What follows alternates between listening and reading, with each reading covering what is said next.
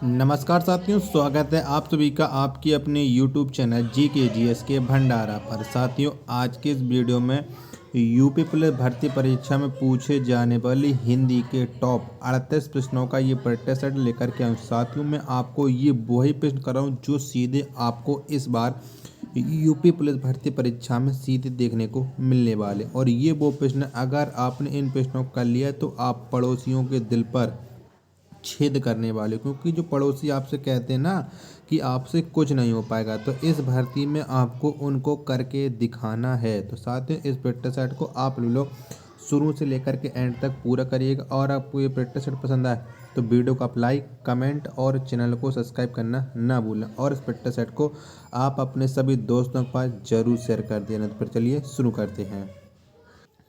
तो प्रश्न संख्या 51 है आपके सामने की अनामिका किसका काव्य संग्रह है। तो ये किसका काव्य संग्रह है अनामिका, ये आपको बताना है। तो फटाफट से बताओ कमेंट बॉक्स में प्रश्न संख्या 51 का राइट आंसर क्या हो जाएगा।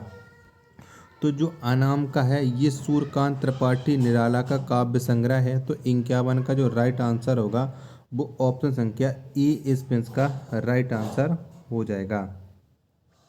चलिएगा, प्रश्न संख्या 52 है आपके सामने की चित्रलेखा किसकी रचना है। तो बताओ ये चित्रलेखा है किसकी रचना है, इसकी रचना किसने की, कौन है उसके कवि। तो इसके जो कवि हैं वो हैं भगवती चरण वर्मा। यानी 52 का जो राइट आंसर होगा वो ऑप्शन संख्या ए इसका राइट आंसर हो जाएगा। चलिएगा, प्रश्न संख्या 53 है आपके सामने 11 वर्ष का समय शीर्षक कहानी की रचना किसने की। तो इस कहानी की रचना किसने की थी ये आपको बताना है। तो बताओ फटाफट से प्रश्न संख्या 53 का राइट आंसर क्या हो जाएगा। तो 11 वर्ष का जो समय शीर्षक जो कहानी इसकी जो रचना की है वो रामचंद्र शुक्ल ने की है। कितने, रामचंद्र शुक्ल ने। यानी 53 का राइट आंसर हो जाएगा ऑप्शन संख्या सी इसका राइट आंसर हो जाएगा। चलिएगा, नेक्स्ट प्रश्न है आपके सामने प्रश्न संख्या 54 है कि शोक विकल सब रोबनहि रानी रूप शील बल तेज बखानी करहीं शील बल तेज बखानी करहीं विलाप अनेक प्रकारा परहीं भूमि तलवारें बारा। उपयुक्त पंक्तियों में कौन सा रस है ये आपको बताना है। तो आपको यहाँ पर पहले ही दिख चुका है शोक, क्या शोक दिख चुका है पहले ही। तो आप समझ लीजिएगा किसमें हो जाएगा करुण रस। तो 54 का राइट आंसर हो जाएगा ऑप्शन संख्या सी इसका राइट आंसर हो जाएगा। चलिएगा, नेक्स्ट प्रश्न है प्रश्न संख्या 55 है आपके सामने कि जो तुम्हें अनुशासन पावे कंदुक इव ब्राह्मण उठावे काचे घट जिमी डारो फोरी सकौ मेरु मूसक जिम तोरी। उपयुक्त पंक्ति में कौन सा रस है ये आपको बताना है। प्रश्न संख्या 55 का राइट आंसर क्या हो जाएगा। तो यहाँ पर आपको दिख रहा है ब्रह्मांड उठावे, और जहाँ पर आपको ये उठाने वाली बात की जाए या जोश दिलाने वाली बात की जाए तो आप लोग जानते कि वहाँ पर जो होता है वो होता है वीर रस। क्या, वीर रस। तो 55 का राइट आंसर हो जाएगा ऑप्शन संख्या ए इसका राइट आंसर हो जाएगा। चलिएगा, अगला प्रश्न है प्रश्न संख्या आपके सामने 56 है कि खद्दर कुर्ता भक भको नेता जैसी चाल यही बालक मोह मन बसो सदा बिहारी लाल। उपयुक्त पंक्ति में कौन सा रस है बताओ। प्रश्न संख्या 56 का राइट आंसर क्या हो जाएगा। तो यहाँ पर कुर्ता भक भको नेता जैसी चाल, क्योंकि यहाँ पर हंसी उड़ाई जा रही है, क्या हंसी उड़ाई जा रही है, तो यहाँ पर हो जाएगा हास्य रस। तो 56 का आंसर ऑप्शन संख्या सी इसका राइट आंसर हो जाएगा। चलिएगा, प्रश्न संख्या 57 है आपके सामने कि इनमें से सही बर्तनी वाला शब्द कौन है। तो यानी जर्जित कि किस तरीके से सही लिखा है। प्रश्न संख्या 57 का राइट आंसर क्या हो जाएगा। तो जो जर्जित है ये ऑप्शन संख्या सी, क्या ऑप्शन संख्या सी वाले की तरह सही लिखा है। तो 57 का राइट आंसर ऑप्शन संख्या सी हो जाएगा। चलेगा, प्रश्न संख्या अब आपके सामने 58 है कि संघ की भाषा हिंदी और लिपि देवनागरी होगी यह संविधान की किस धारा में कहा गया। यानी आपको संविधान के कौन से अनुच्छेद में बताया गया है ये आपको बताना है। प्रश्न संख्या 58 का राइट आंसर क्या हो जाएगा। तो इसका जो वर्णन है वो है ऑप्शन संख्या बी, यानी अनुच्छेद 343 में। तो 58 का आंसर ऑप्शन संख्या सी इसमें इसका राइट आंसर हो जाएगा।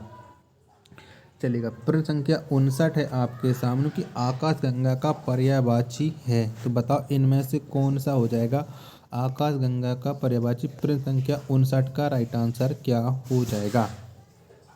तो मंदाकिनी, सुर नदी और स्वर्ग नदी ये सभी होते हैं आकाशगंगा के पर्यायवाची। तो 59 का जो राइट आंसर होगा वो ऑप्शन संख्या डी इसमें इसका राइट आंसर हो जाएगा।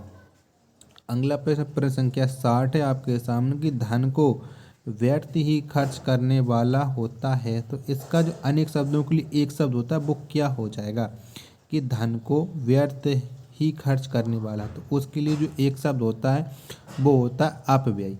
क्या होता है? अपव्यय होता है। तो 60 का जो राइट आंसर होगा वो ऑप्शन संख्या डी इसमें का राइट आंसर हो जाएगा। चलिएगा, नेक्स्ट प्रश्न है प्रश्न संख्या 61 है आपके सामने कि जिसके हस्ताक्षर नीचे अंकित हैं।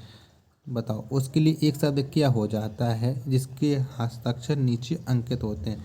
तो उदय हम बोलते हैं अधोहस्तकर्ता। क्या? अधोहस्तकर्ता। यानी 61 का जो राइट आंसर होगा वो ऑप्शन संख्या सी इसमें का राइट आंसर हो जाएगा। चलेगा, अगला प्रश्न है प्रश्न संख्या 62 है आपके सामने कि बरसात बिल्कुल न होना कहलाता है। तो इसके लिए अनेक शब्दों के लिए एक शब्द क्या हो जाएगा कि बरसात बिल्कुल न होना। तो इसके लिए जो एक शब्द होता है वो होता है अनावृष्टि। क्या? अनावृष्टि। तो 62 का जो राइट आंसर होगा वो ऑप्शन संख्या डी इसमें का राइट आंसर हो जाएगा।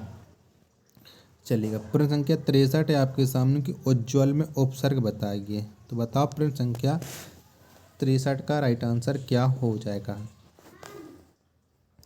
तो उज्ज्वल में जो उपसर्ग होता है वो होता है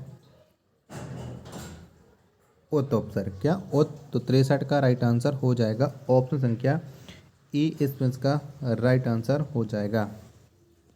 अगला प्रश्न संख्या 64 है आपके सामने की उपासना में कौन सा उपसर्ग प्रयुक्त हुआ है। तो कौन सा उपसर्ग लगा है उपासना में ये आपको बताना है।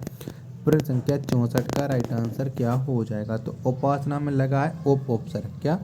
उप। तो 64 का आंसर ऑप्शन संख्या बी इसमें का राइट आंसर हो जाएगा। चलिएगा, प्रश्न संख्या 65 है आपके सामने कि इनमें से किस शब्द में कर्मधारय समास नहीं है। तो बताओ 65 में कौन से शब्द में है जो कर्मधारय नहीं है। तो भारतभाषी। क्या? भारतभाषी इसमें जो कर्मधारय नहीं है। तो 65 का आंसर ऑप्शन संख्या ई इसमें का राइट आंसर हो जाएगा। चलिएगा, प्रश्न संख्या 66 है आपके सामने कि मनोहर में कौन सी संधि है। तो कौन सी संधि प्रयुक्त हुई मनोहर शब्द में ये आपको बताना है। प्रश्न संख्या 66 का राइट आंसर क्या हो जाएगा।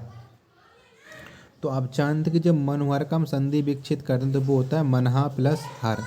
तो यानी मनहा तो विसर्ग बोल रहा है ना, तो एक विसर्ग संधि होती है। तो 66 का जो राइट आंसर होगा वो ऑप्शन संख्या सी इसमें का राइट आंसर हो जाएगा। चलिएगा, अगला प्रश्न है प्रश्न संख्या 67 है आपके सामने कि संतोष का सही संधि विच्छेद होगा। तो इनमें से कौन सा हो जाएगा संतोष शब्द का सही संधि विच्छेद ये आपको बताना है। तो प्रश्न संख्या 67 का राइट आंसर क्या हो जाएगा। तो सम प्लस तोष। क्या? सम प्लस तोष जो ऑप्शन संख्या ए है यही हो जाएगा संतोष का सही संधि विच्छेद। तो 67 का राइट आंसर ऑप्शन संख्या ए। चलेगा, अगला प्रश्न है आपके सामने प्रश्न संख्या 68 की प्रत्येक के समास का उदाहरण है। यानी प्रत्येक में कौन सा समास होता है ये आपको बताना है। प्रश्न संख्या 68 का राइट आंसर क्या हो जाएगा। तो प्रत्येक इसमें होता है अव्ययी भाव समास। क्या? अव्ययी भाव समास। तो 68 का जो राइट आंसर होगा वो ऑप्शन संख्या सी इसमें का राइट आंसर हो जाएगा।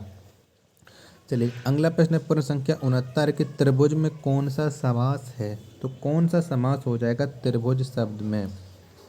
तो आप जानते हैं कि जो भी संख्यावाची होता है वहाँ पर होता है द्विगु समास। तो 69 का राइट आंसर हो जाएगा ऑप्शन संख्या ई इसमें का राइट आंसर हो जाएगा। प्रश्न संख्या 70 है आपके सामने कि पतंग शब्द का कौन सा अर्थ नहीं होता है। तो इनमें से कौन सा नहीं होता है पतंग का अर्थ। प्रश्न संख्या 67 का राइट आंसर क्या हो जाएगा। तो घोड़ा। क्या घोड़ा ये पतंग का अर्थ नहीं होता है। तो 70 का जो राइट आंसर होगा वो ऑप्शन संख्या डी इस का राइट आंसर हो जाएगा।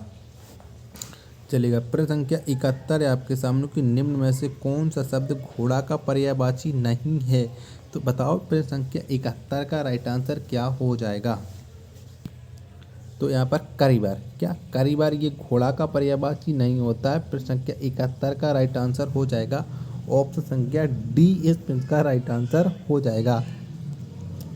अगला प्रश्न है प्रश्न संख्या 72 है आप लोगों के सामने की कौन सुमेलित नहीं है। तो बताओ इनमें से कौन सा सुमेलित नहीं है।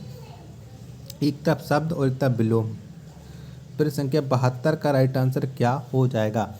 तो इहलोक का परलोक होता है, सगुण का निर्गुण होता है, उच्च का निम्न होता है, तो गुप्त का रहस्य नहीं होता है, गुप्त का प्रकट होता है। ठीक है, ये आप लोगों को पता है। तो प्रश्न संख्या जो 72 है इसका जो राइट आंसर हो जाएगा ऑप्शन संख्या डी इस प्रश्न का राइट आंसर हो जाएगा। चलिएगा नेक्स्ट प्रश्न प्रश्न संख्या 73 है आप लोगों के सामने कि जिसका तेज समाप्त हो गया हो के लिए एक शब्द क्या होगा। तो बताओ इसके लिए एक शब्द क्या हो जाएगा। प्रश्न संख्या 73 का राइट आंसर। तो जिसका तेज समाप्त हो गया हो इसके लिए जो एक शब्द होता है वो निस्तेज होता है। क्या निस्तेज। प्रश्न संख्या 73 का राइट आंसर हो जाएगा ऑप्शन संख्या ई इस प्रश्न का राइट आंसर हो जाएगा। चलिएगा प्रश्न संख्या 74 है आपके सामने कि उसने सोचा होगा किस प्रकार का वाक्य है, यानी ये कैसा वाक्य है ये आपको बताना है। प्रश्न संख्या 74 का राइट आंसर क्या हो जाएगा। तो उसने सोचा होगा ये एक संदेह प्रकट कर रहा है आप लोगों के अंदर, तो इसमें हो जाएगा संदेहवाचक वाक्य। तो 74 का राइट आंसर ऑप्शन संख्या सी इसमें इसका राइट आंसर हो जाएगा। चलिएगा प्रश्न संख्या आपके सामने 75 है कि आग में घी डालना मुहावरे का अर्थ है। तो क्या होता है आग में घी डालना मुहावरे का अर्थ। तो आप जानते हैं कि क्रोध को और बढ़ाना। क्या क्रोध को और बढ़ाना। तो 75 का राइट आंसर हो जाएगा ऑप्शन संख्या ए इस प्रश्न का राइट आंसर हो जाएगा। चलिएगा प्रश्न संख्या आपके सामने 76 है कि प्रवास करने वाला के लिए एक शब्द है। तो क्या होता है। तो प्रवास करने वाला के लिए जो एक शब्द होता है वो होता है प्रवासी। क्या प्रवासी। तो 76 का जो राइट आंसर होगा वो ऑप्शन संख्या ए इस प्रश्न का राइट आंसर हो जाएगा। चलिएगा अगला प्रश्न है अब आपके सामने प्रश्न संख्या है आपके सामने 77 कि निम्नलिखित में से कौन सा अशुद्ध वाक्य है। तो बताओ इनमें से अशुद्ध वाक्य छांटना है कि यानी किसकी जो वर्तनी है वो गलत लिखी ये आपको बताना है। तो आप लोग जानते हैं कि यथोचित सही लिखा है, बात्सल सही लिखा है, वांछनीय सही लिखा है, यानी जो प्रफुल्लित है ये जो है वो गलत लिखा है। तो 77 का जो राइट आंसर होगा वो ऑप्शन संख्या सी इस प्रश्न का राइट आंसर हो जाएगा। चलिएगा प्रश्न संख्या अब आपके सामने 78 है कि जल निधि किस प्रकार का शब्द है। तो जल निधि में कौन सा शब्द है ये आपको बताना। प्रश्न संख्या 78 का राइट आंसर क्या हो जाएगा। तो जो जल निधि है ये है एक यौगिक शब्द। कैसा ये एक यौगिक शब्द है। तो 78 का राइट आंसर हो जाएगा ऑप्शन संख्या बी इस प्रश्न का राइट आंसर हो जाएगा।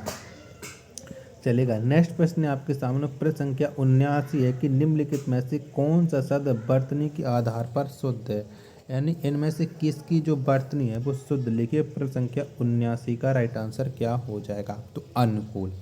क्या जो अनुकूल की वर्तनी शुद्ध है बाकी की सभी की वर्तनी अशुद्ध है। तो 79 का जो राइट आंसर होगा वो ऑप्शन संख्या डी इस प्रश्न का राइट आंसर हो जाएगा। चलिएगा प्रश्न संख्या 80 आपके सामने कि अल्पायु का विपरीतार्थक शब्द क्या है। तो क्या हो जाएगा अल्पायु का ये आपको बताना है। तो जो अल्पायु इसका जो विपरीतार्थक होता है वो होता है दीर्घायु। क्या दीर्घायु। तो 80 का राइट आंसर हो जाएगा ऑप्शन संख्या ए इस प्रश्न का राइट आंसर हो जाएगा।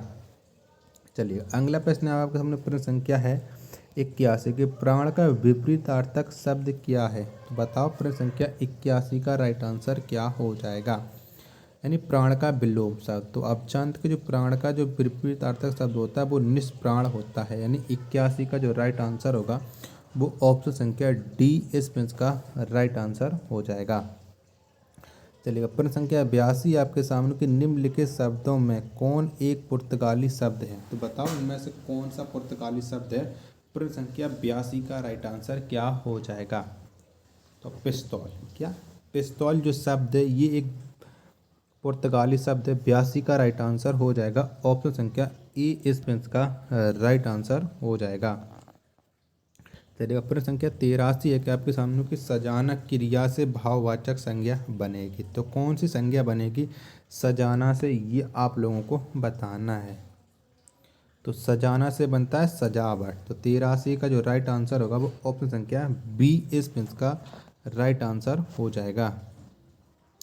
प्रश्न संख्या 84 आपके सामने की आम में मिठास है, इस वाक्य में मिठास है। तो जो मिठास है ये कैसी संज्ञा है ये आपको बताना है। प्रश्न संख्या 84 का राइट आंसर क्या हो जाएगा। तो मिठास ये एक भाववाचक संज्ञा है। तो 84 का आंसर ऑप्शन संख्या ए इसमें का राइट आंसर हो जाएगा। चलिएगा, प्रश्न संख्या 85 आपके सामने की दो या दो से अधिक वस्तुओं या भावों के गुण भाव आदि के मिलन या तुलना करने वाले विशेषण को क्या कहते हैं। तो इसे हम क्या कहते हैं। तो इसे हम कहते हैं तुलनात्मक। क्या तुलनात्मक। तो 85 का जो राइट आंसर होगा वो ऑप्शन संख्या बी इसमें का राइट आंसर हो जाएगा। चलिए, प्रश्न संख्या आपके सामने 86 है कि जवाहर किस भाषा का मूल शब्द है। तो कौन सी भाषा का मूल शब्द है जवाहर, ये आपको बताना है। प्रश्न संख्या 86 का राइट आंसर क्या हो जाएगा। तो जो जवाहर है ये अरबी भाषा का मूल शब्द है। तो 86 का राइट आंसर ऑप्शन संख्या डी इसमें का राइट आंसर हो जाएगा। चलिएगा, प्रश्न संख्या 87 आपके सामने की उत प्लस लंघन की संधि से निर्मित शब्द होगा।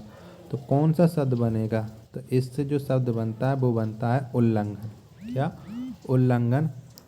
तो 87 का राइट आंसर हो जाएगा ऑप्शन संख्या ए इसमें का राइट आंसर हो जाएगा। तो साथियों, अगर आपको ये वीडियो पसंद आई हो तो वीडियो को आप लाइक कर देना। चैनल को आपने अभी तक सब्सक्राइब नहीं किया होगा तो चैनल को आप लोग ज़रूर सब्सक्राइब कर लीजिएगा।